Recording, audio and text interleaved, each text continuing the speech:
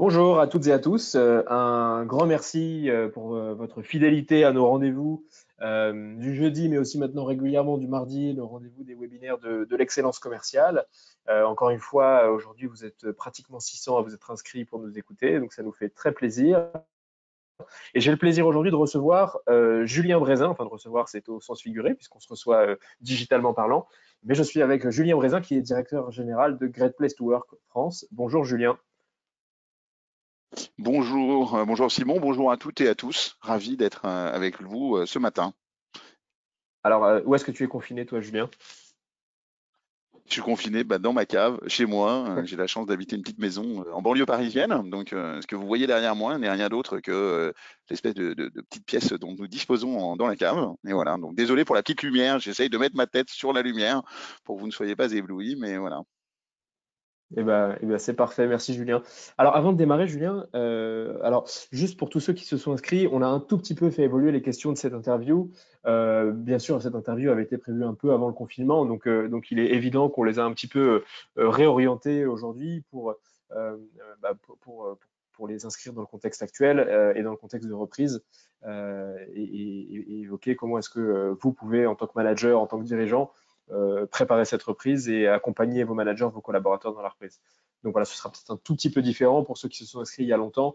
On va peut-être parler un tout petit peu moins de Great Place to Work dans cette interview, mais c'est pas grave, on va vous donner plein de conseils et de tips pour réussir passer le cap et réussir la reprise. Alors, Julien, avant de démarrer, est-ce que peut-être tu peux nous préciser rapidement la mission de Great Place to Work et quel est le mode d'action de Great Place to Work? La mission de Great Place to Work, elle est assez simple. Nous, on est focalisé sur la compréhension de l'expérience collaborateur. Notre mission fondamentale, c'est d'aider les entreprises à faire concilier performance économique et performance sociale. On est absolument convaincus et toutes les études qu'on a et les cas qu'on peut avoir avec nos partenaires prouvent qu'effectivement, quand on s'occupe correctement de ses collaborateurs, ceux-ci vous le rendent bien et ça développe l'activité économique de l'entreprise. On cherche surtout pas à opposer les deux, mais au contraire à les concilier. Le mode opératoire est assez basique, assez simple, hein. On vient interroger les collaborateurs pour avoir leur ressenti, leur perception sur la façon dont est perçue l'entreprise, dont ils perçoivent pardon, la gestion de l'entreprise autour d'un concept ultra simple qui est la confiance. On est convaincu chez Great Place to Work et l'expérience nous prouve que la confiance est le levier clé de la perception des collaborateurs et de l'expérience des collaborateurs. Et on va l'analyser sous un double angle, un angle perception des collaborateurs en interrogeant les collaborateurs, donc c'est la remontée du terrain, et un angle analyse des pratiques managériales, où là l'entreprise nous déclare les pratiques managériales qu'elle met en œuvre dans son entreprise, et la confrontation des deux permet effectivement de voir s'il y a des trous dans la raquette, comment s'améliorer, comment avancer.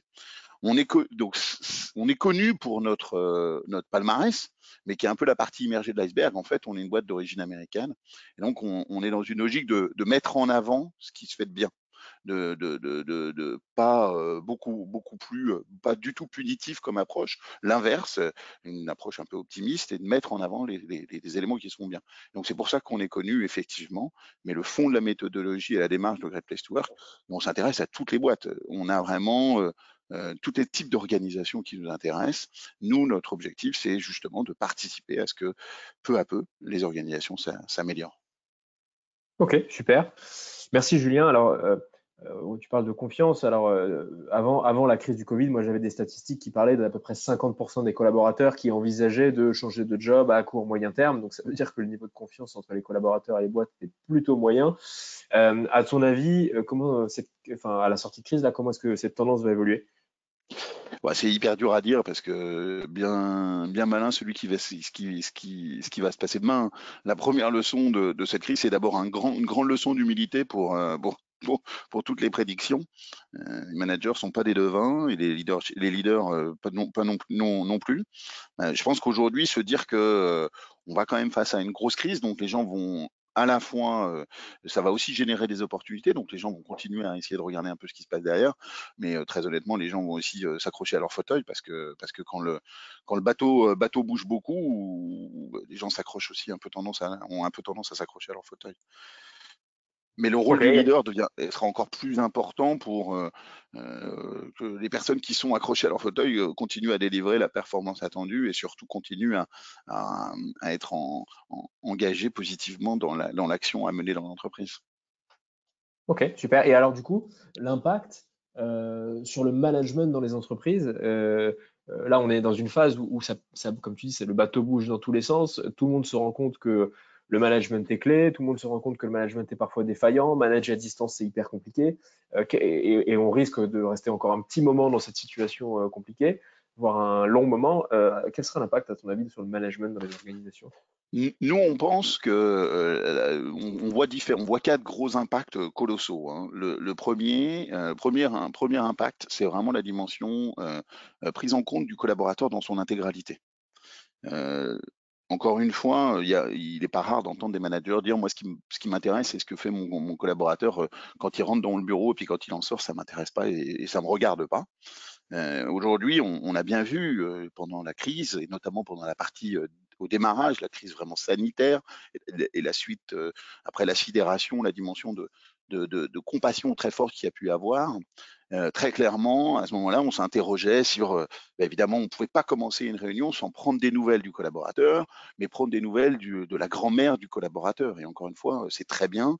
Je ne dis pas qu'on doit prendre des nouvelles de chaque grand-mère en permanence, mais le balancier s'est décalé très fortement. Donc, revenir en arrière complètement sur j'en ai rien à faire de ce qui se passe chez le collaborateur, c'est pas possible.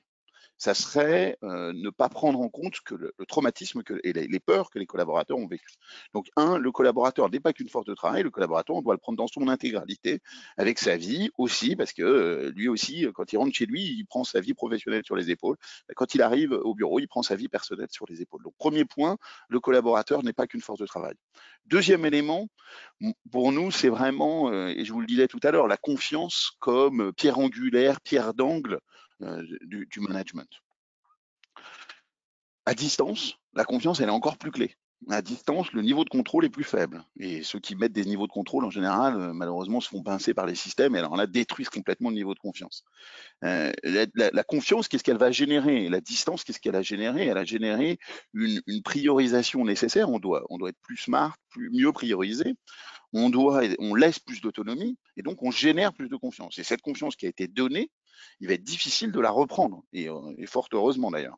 Donc cette autonomie qui a été donnée, on ne pourra pas la reprendre. Donc je pense qu'aujourd'hui, instaurer, construire et développer une culture de confiance est encore plus important.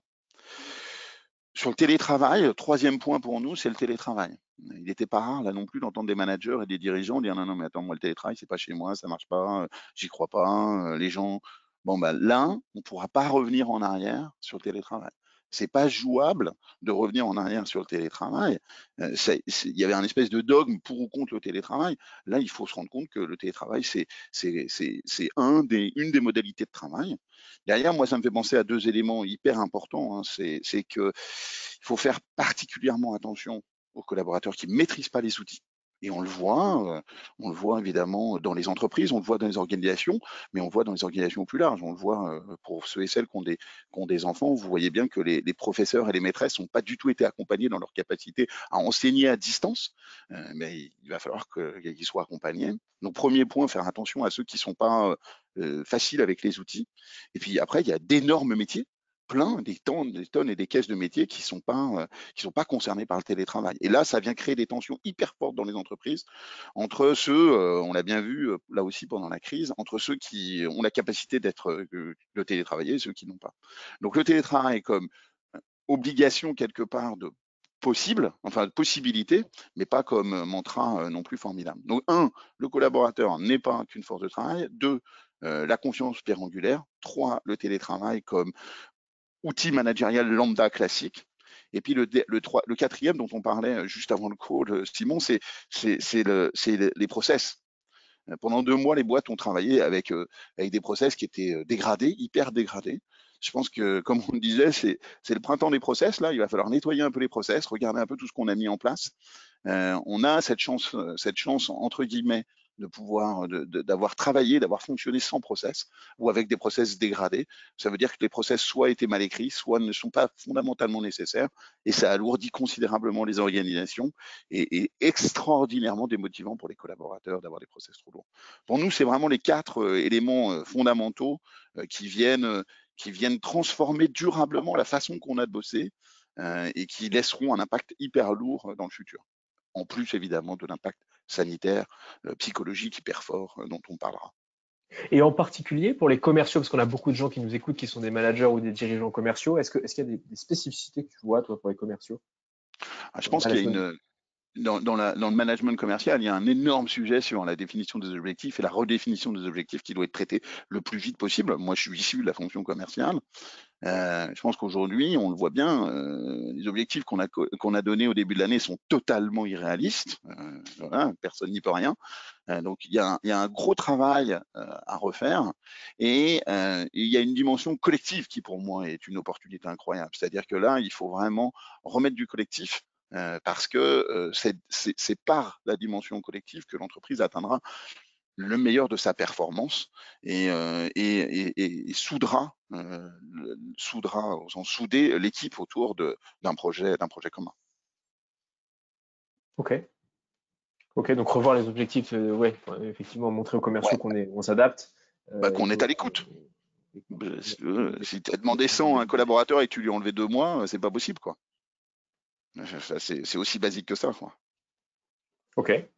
Alors, est-ce que Great Place to Work, en tant qu'organisation, vous avez émis des recommandations particulières pour aider les entreprises à gérer correctement la crise avec les collaborateurs? Et quelles sont-elles, si elles existent? Alors, il y a eu la gestion encore une fois, de la période du confinement, hein, qui a été finalement, tout le monde s'est dit quand le confinement est arrivé que c'était terrible, et c'est la réalité. Je pense que la période du déconfinement va être encore plus complexe à gérer. Pendant la période du confinement, nous, les messages clés qu'on faisait passer à nos partenaires étaient vraiment celui de l'humilité. L'humilité managériale, parce que personne n'a rien vu venir. Et à un moment, encore une fois, on le disait, les managers ou les leaders sont pas des devins. Et cette humilité, on doit la conserver. Il est super important d'avoir un niveau d'humilité hyper fort. Ensuite, un niveau de transparence. Transparence de la communication descendante, transparence de la communication ascendante. L'écoute des collaborateurs, l'écoute de vos équipes a été encore plus essentielle. Et je pense que cette écoute, elle sera encore plus importante en post-confinement. Nous, on encourage, et on va publier un article dans ce sens-là dans les prochains jours, vraiment, au moment du déconfinement, à avoir ce qu'on appelle un SAS. Un SAS, c'est un SAS où à la fois qualitativement et quantitativement, on interroge les collaborateurs.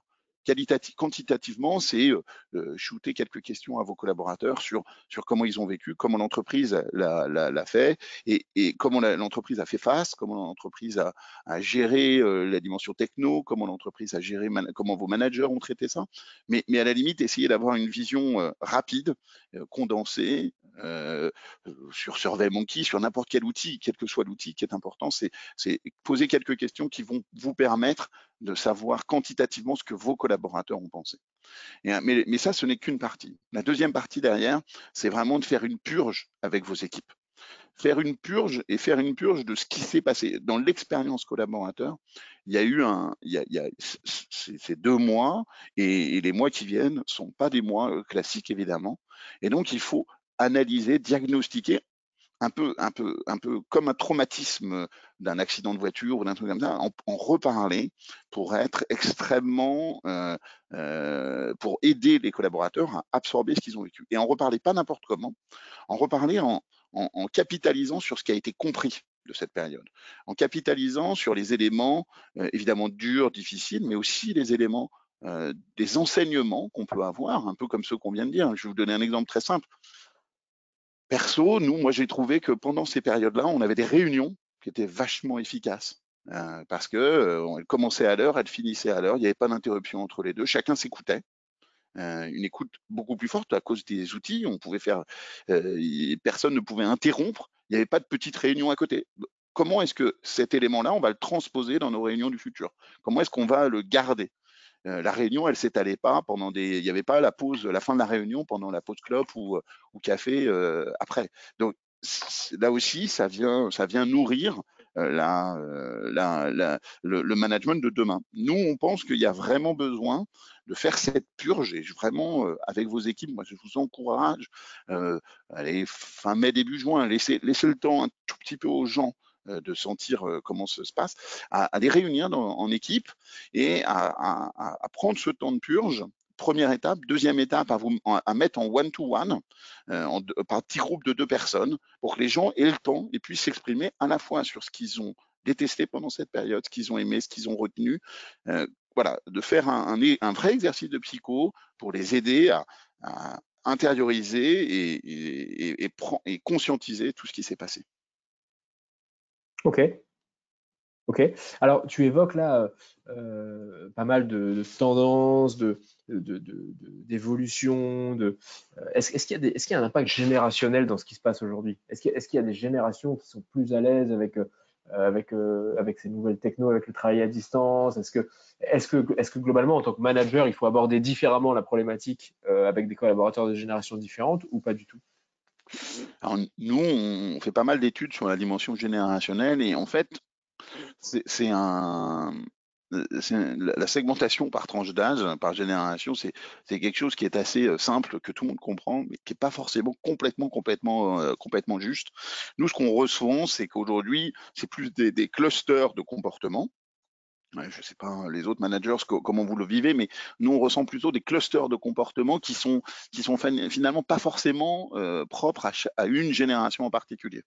On voit des gens qui sont plutôt en recherche de sécurité. On voit des gens qui sont plutôt en recherche de carrière. On voit des gens qui sont plutôt en recherche d'équilibre. On voit des gens qui vont avoir un sentiment qui sont très sensibles à l'environnement, côté très cool de la structure, etc., easy going de la structure. Et ça, c'est pas forcément le prisme générationnel qui est le plus fort. Alors après, évidemment, premier élément, c'est aussi de prendre en compte la capacité avec les outils.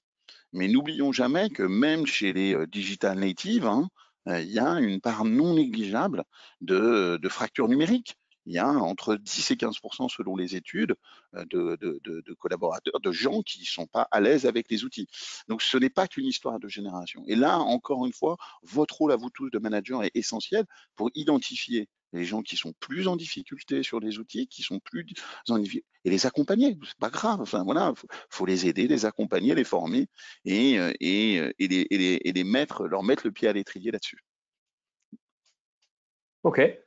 Alors, globalement, pour un dirigeant ou on va dire un manager exécutif qui voudrait demain devenir une Great Place to Work, obtenir le label, etc., quels sont les principaux chantiers sur lesquels il doit bosser? Et est-ce que ces chantiers ils changent là en ce moment? Est-ce que demain, en post-Covid, ce sera plus exactement les mêmes chantiers sur lesquels il faudra travailler que ce que vous proposiez avant? C'est une question difficile. Est-ce que être une great place to work, il y a pas une recette miracle, hein. Il y a pas une boîte, une démarche qui est mieux que les autres. Être une great place to work, c'est vraiment être une entreprise qui dit ce qu'elle fait ce qu'elle dit et est extrêmement claire dans sa proposition de valeur vis-à-vis de ses collaborateurs. Il y a pour nous, quelque part cette crise, elle sert d'effet grossisseur. Elle joue un rôle de loupe très fort. Donc qu'est-ce qu'elle va dire? Pour nous, la confiance va rester clé. Alors, vous allez me dire, bah, c'est votre business. Ouais, mais parce qu'on pense qu'elle est encore plus clé. Et j'ai envie de dire que le rôle du leader prend encore plus d'importance. Et nous, qu'est-ce qu'on voit sur le leader? Nous, on a défini une logique de leadership for all, qui est le comportement du leader le plus optimisé, ou la phase ultime du leader, c'est celui qui va donner confiance, c'est celui qui va penser au nous avant de penser au moi, c'est celui qui travaille en transparence avec ses collaborateurs, c'est celui qui prend soin d'eux. Elan Edelman, il n'y a pas très longtemps, a fait une analyse sur Elan Edelman, pardon, c'est une grosse agence média qui a fait une analyse sur l'impact pour les entreprises et pour les marques. Et il parlait suite à la crise du Covid, de marques ou d'entreprises soignantes. Non, ben, le leadership for all, il prend soin au sens le plus noble du terme, comme les infirmières ou les médecins ont fait pour la gestion du Covid. Donc, j'ai envie de dire que non, pour répondre à cette question, je pense que les chantiers vont pas tant évoluer que ça, les thématiques vont pas tant évoluer, mais par contre, la photo a évolué et la photo, elle a gagné en contraste encore plus fort. Quand je discute avec les DRH ou dirigeants, ils me disent souvent, de nos partenaires, ils me disent souvent, il y a des gens qui se sont révélés pendant cette crise, et il y a des gens qui se sont écroulés pendant cette crise. Et c'est vraiment cette dimension-là qu'il faut avoir en tête. La crise, elle a vraiment un effet grossisseur. Voilà. Mais on a besoin de tous. Notre immense conviction, nous, chez Great Place to Work, c'est que le talent vient du collectif et de l'optimisation et l'optimisation vient vient de l'optimisation du talent de chacun, du potentiel, la révélation du potentiel de chacun. Alors pour terminer, j'allais te demander, voilà, si on doit récapituler cette interview, les principales actions, les principaux conseils pratiques à mettre en œuvre pour un manager ou un dirigeant à la sortie de la crise. Mais il y a quelque chose que tu viens de dire qui est très intéressant, c'est ce côté révéler ou écrouler. Et je pense que si on est manager ou si on est leader aujourd'hui, quelque part, au fond de soi, on sait un petit peu dans quelle catégorie on est à la fin de ce confinement. Est-ce qu'on s'est plutôt révélé ou est-ce qu'on s'est plutôt écroulé? Euh, Comment est-ce qu'on gère dans les deux cas, en particulier dans le cas où on sait qu'on s'est un peu écroulé pendant le confinement? Qu'est-ce qu'il faut faire à la sortie pour sortir de l'ornière? Moi, je pense qu'il y a un mot-clé là dans la période qui arrive pour vous, pour les managers commerciaux. C'est un mot très simple, c'est le mot de calme. On va affronter un moment qui n'est pas un moment facile, un vrai moment de tempête, hein. Et vos équipes ont besoin que vous gardiez le cap, que vous ayez les deux bras sur la barre. Et la tentation qu'on a tous, c'est d'aller aider l'équipe à les coper sur un bateau qui prend l'eau un peu à droite et à gauche. Je suis désolé, je reprends ma métaphore du bateau de tout à l'heure. Le bateau, il se coule, il y a de l'eau qui rentre et les gens vont écoper. Et il y a besoin, vous, managers, vous avez un rôle à jouer de tenir le cap, de tenir le manche, d'aller écoper, mais attention, vous ne pouvez pas faire les deux correctement. Donc, gardez du calme, prioriser, savoir dans quelle direction vous souhaitez aller. Et puis, je reviens à un mot-clé, hein, humilité. Aujourd'hui, on rentre dans une zone de brouillard et bien malin, on est sur la route, on rentre dans notre zone de brouillard et bien malin celui qui sait comment est la route. Alors moi, j'ai profité pendant ce temps pour lire un super bouquin que je vous encourage vraiment à lire. C'est pas un bouquin Great Place to Work, donc je peux vous en donner. Ça s'appelle Développer vraiment son leadership. C'est un thésard qui s'appelle Benjamin Pavageau qui a écrit ça. Je regarde en même temps. Et Benjamin écrit quelque chose sur le don. Tu peux peut-être montrer la couverture, comme ça tout le monde Bien voit sûr, s'il ouais. veut se l'acheter. Alors, Pardon. voilà, parfait. Développer vraiment Benjamin son Pavageau, leadership. développer vraiment son leadership de Benjamin chez Vuibert. Écoutez, moi, il a eu la gentillesse de m'envoyer son livre au début du confinement, donc j'ai eu le temps de le lire. Et son livre est sur le don du manager. Et comment le manager se donne et rentre dans un process du don. Et il y a, en préparant, je me disais, page 108, un petit schéma sur le process d'engagement du leader, vraiment qui est super smart. Je vais vous le mettre, attends, comme ça vous l'aurez. Que je trouve hyper, je suis désolé, je sais pas si vous voyez quelque chose, ceux qui feront des screenshots, voilà. Moi, je vous encourage à lire ce bouquin parce que le don est essentiel aujourd'hui et donc du calme, de l'humilité, de la capacité à donner. Attention, préservez-vous, hein. Il ne s'agit pas de se donner à 1000%. Le calme est important aussi pour arriver à dépasser cette crise et à l'affronter ensemble à nouveau. Génial. Et côté Merci Julien. dirigeant, si je devais dire un dernier mot côté dirigeant, donc le rang au-dessus des managers, pensez au sens. Le sens de vos actions est encore plus important et le sens que vous donnez à l'action collective est encore plus important. Et pour développer le sens, co-construisez-le avec vos équipes. Écoutez vos équipes, insérez-les dans votre construction de sens. il y a une attente très forte, on ne va pas tout modifier, il faut arrêter de croire que le monde va complètement changer, mais les boîtes vont continuer à devoir faire du profit, il y aura toujours des difficultés. Donc, mais interrogeons-nous sur le sens qu'on donne à notre action et interrogez-nous avec vos collaborateurs pour aller plus loin et construire de la valeur future pour tous. Génial. Merci Julien. Alors, pour le public, sachez que vous pouvez poser vos questions, hein. Vous avez un petit module de questions si vous souhaitez poser vos questions à Julien. On va en prendre quelques-unes s'il y en a. En attendant que les questions arrivent, j'aime bien terminer ces interviews par une petite note d'humour. Julien, est-ce que tu peux nous partager ton anecdote peut-être de management la plus croustillante? Alors, l'expérience managériale la plus dingue que j'ai vécue était dans ma vie d'avant, dans une boîte. J'avais la chance d'avoir un bureau qui était exactement à côté de celui de mon boss.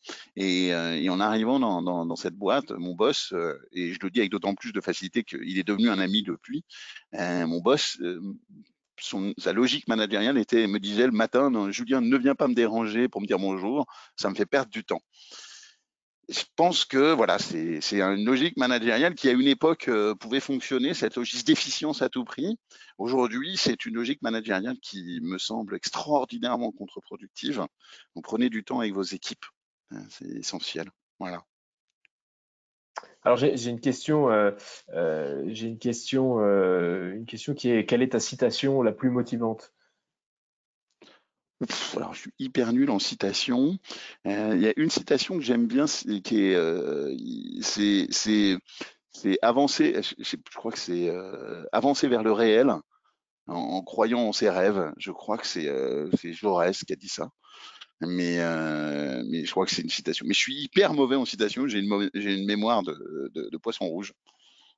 C'est la question piège du jour. Alors j'ai une autre Ouais. question avec un petit clin d'œil. Donc c'est à quand un hôpital dans le classement Great Place to Work? Écoutez, on est en train de bosser avec un hôpital pour leur mettre à disposition notre méthodologie. J'espère qu'on va pouvoir le faire à ZAP. J'adorerais le faire. Si dans l'auditoire, il y a quelqu'un qui est DRH d'un hôpital, qui bosse dans un hôpital, qui prenne contact avec moi sur LinkedIn, il n'y a aucun problème. Et j'adorerais qu'on puisse le faire. On intervient dans quelques organisations un peu atypiques, et l'hôpital étant une organisation très atypique, évidemment, par le sens qu'elle donne à son activité, qui est essentielle, et puis par les strates organisationnelles qui sont très visibles, hein, le médecin, l'infirmière, etc. Et on s'est bien rendu compte, je pense, pendant cette crise, moi je suis vraiment pas un expert de l'univers hospitalier, mais que, encore une fois, tout le monde compte. De la personne qui nettoie le sol au grand, je sais pas quoi, grand ponte, je sais plus comment on appelle ça, un grand mandarin dans les hôpitaux. On a besoin de tous. Ok. Alors on a une remarque là, il y a quelqu'un qui nous dit, effectivement, je partage, hein, il faut aussi se préoccuper et prendre soin de ses fournisseurs, pas que de ses collaborateurs. C'est vrai qu'il sera tentant dans la période à venir d'aller renégocier durement avec tous ses fournisseurs et du coup de les mettre dans une situation de stress et de crise renforcée. Et toute la bienveillance que tu as évoquée vers les collaborateurs a aussi tout son sens vis-à-vis de ses fournisseurs. On est tous dans la même situation.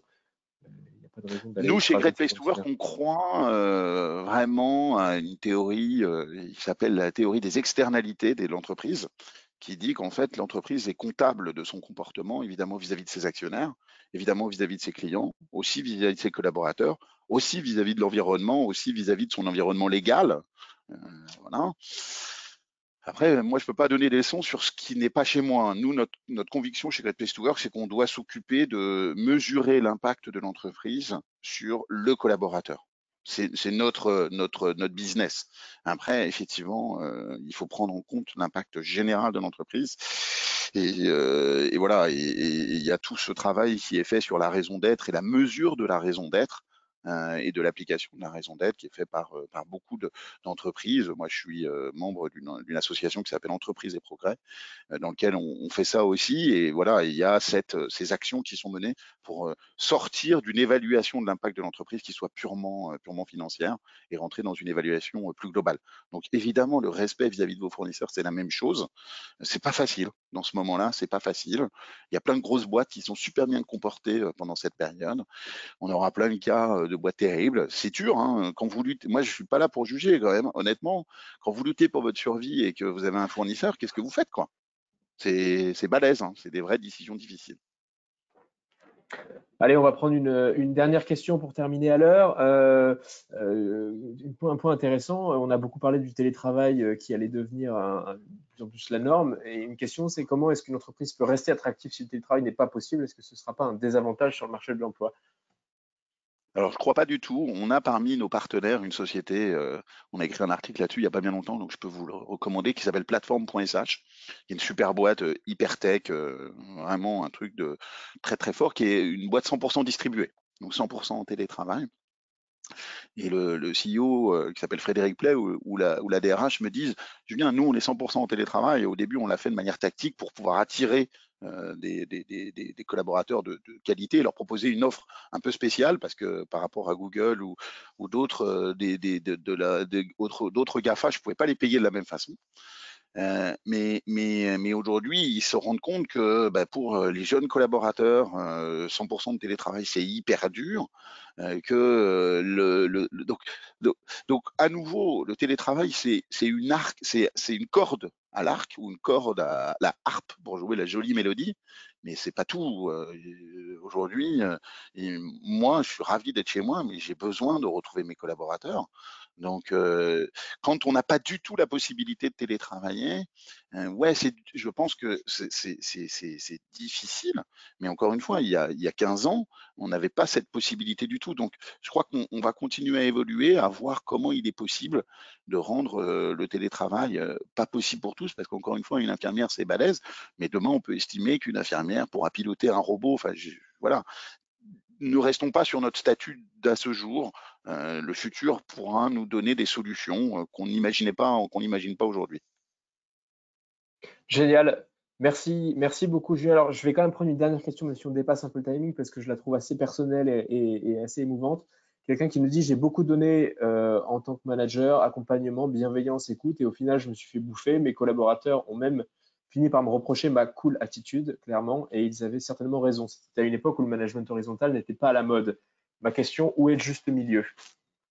C'est hyper dur. Pour moi, c'est une question qui est super dure parce qu'on essaye tous de trouver le bon équilibre. Et ce bon équilibre, il est variable en fonction de l'équipe. C'est-à-dire qu'il n'y a pas, encore une fois, il n'y a pas un bon équilibre. C'est une histoire d'équilibre sur la balance. Et vous changez un tout petit point de l'équipe, votre comportement doit changer. Mais donc, j'ai envie de vous dire encore une fois, il faut continuer dans ce sens-là, il faut continuer à donner et continuer pour recevoir et donc pour analyser ce qui est reçu comme message et s'y adapter de manière continue. Mais l'autoritarisme de nos grands-pères est difficile. Donc voilà, c'est un exercice, mais c'est ce qui fait le côté formidable du management, c'est cette adaptation permanente. Et c'est ça qui est le génie de la vie professionnelle. Génial. Merci beaucoup, Julien, pour toutes ces réponses, pour avoir pris le temps d'être avec nous aujourd'hui. C'était extrêmement enrichissant. Je te souhaite beaucoup de courage pour la suite et puis pour gérer la reprise avec tes équipes à partir de la semaine prochaine, même si vous n'avez pas arrêté. Et puis, je te dis à très bientôt. Merci à tous. Et À très puis, bientôt, à votre dispo. on continue les webinaires toutes les semaines, donc vous recevrez nos invitations à chaque nouveau webinaire. À bientôt. À bientôt, au revoir.